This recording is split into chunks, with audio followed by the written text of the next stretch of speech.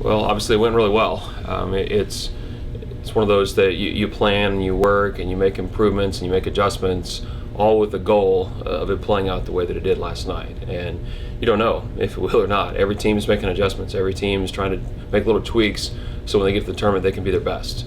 And I just give credit to our team. They worked really hard the last few weeks to improve, to be a better team than the last time we played NIU, the last time we played Kent.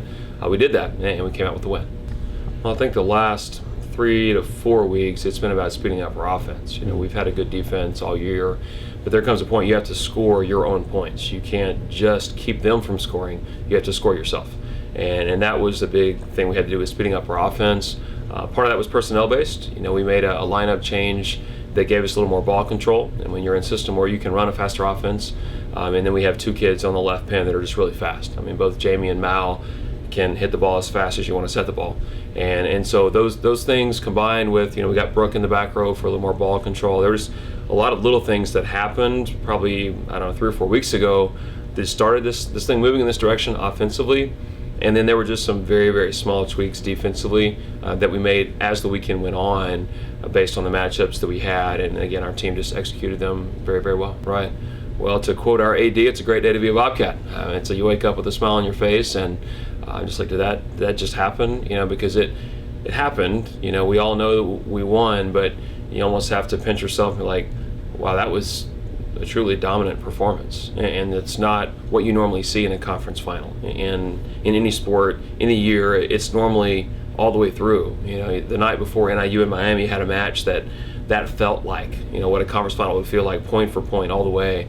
And so last night it was interesting. It was just, we were done and we're all tired, and of course you're all sleep deprived and all these different things. And after the match, my kids are up there talking, and they're like, "Hey, can we do this? Can we do this?" I'm like, "What?" And they're like, "It's only 9 o'clock." I'm like, "Oh, okay. Well, you're right. It is only 9 o'clock." It was just unusual the way that it played out, and that is just a credit to our team and just how well they prepared, how hard they played, how good the leadership was on our team, because NIU is a really, really good team. And they have been good all year long. They've overcome a number of injuries. Early in the season, they hung in there, and they got everybody back, and they just started playing almost flawless volleyball. It was impressive to watch, and I just have a great deal of respect for what they accomplished this year. And last night, it wasn't that NIU was bad, it's just that our kids played at a level that was pretty impressive and earned the win. Yeah, it was fun to watch. I don't care if you're a volleyball coach or you're just a fan, you can't help but look out there and like, wow, that kid just got pretty serious today. She's a kid that wasn't even playing in the front row a month ago, and she goes out in a conference final, biggest match that we've had all year. Biggest match she's played front row in, and she gets 19 kills on 38 attempts. 50% kill rate. That's impressive for a 5'8" outside hitter. And she had a swing late in the third set that I know we all remember. I know all the coaches, it just happened, and we're like, that was different. The block was there, and normally if you hit over the block, you spin it high deep, you find a deep hole in the court. She jumped over somebody and hit it down in front of the person in zone 5. And we were all like, okay, Mal's pretty fired up right now. And that's just one of those kids. She works really hard, and glad to see her have that kind of achievement because she works hard enough. She deserves that, right? It is, emotions are an interesting thing. You can't stay there forever, and I think that was the lesson from last year, is that doing this whole 16-0 thing is we're trying to stay there and try to hang on, and just didn't have enough to keep it going. I think what I think is exciting right now is we're in the process of going up. And we are this weekend playing as well as we've played all year offensively for sure. Defense is different. It's more back row center. We're probably blocking less balls. The last night we blocked well. We moved Shelby from the outside to the middle. But our defensive numbers are just as good. And so if I'm in a player's shoes right now, I'm thinking it's exciting that we're going upwards. And we're going over the last few weeks moving that direction. And so hopefully we can see last night something that was great and the emotions were amazing. Now let's see, can we get even better?